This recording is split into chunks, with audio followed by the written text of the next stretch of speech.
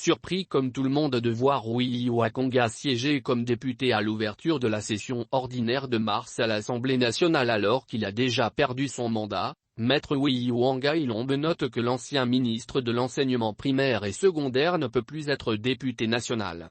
Ce juriste évoque deux raisons majeures.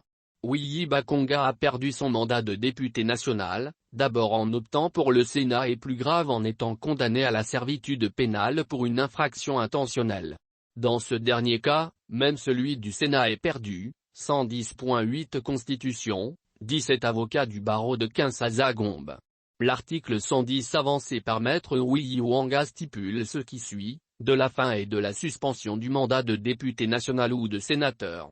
Le mandat de député national ou de sénateur prend fin par expiration de la législature, décès, démission, empêchement définitif, incapacité permanente, absence non justifiée et non autorisée à plus d'un quart des séances d'une session, exclusion prévue par la loi électorale, condamnation irrévocable à une peine de servitude pénale principale pour infraction intentionnelle, acceptation d'une fonction incompatible avec le mandat de député ou de sénateur.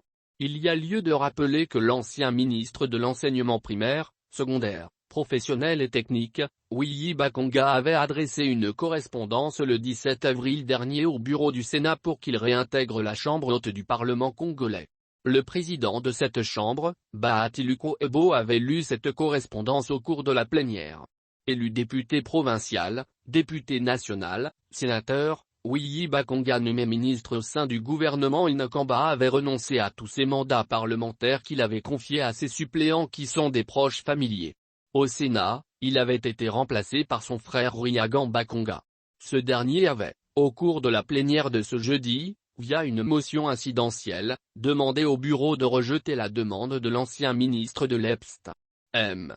Lukwebo a indiqué que conformément au règlement intérieur, la Chambre a pris acte de la demande de Bakonga. À ce jour, Bakonga a encore des comptes à rendre à la justice notamment sur le présumé détournement des fonds alloués à la gratuité.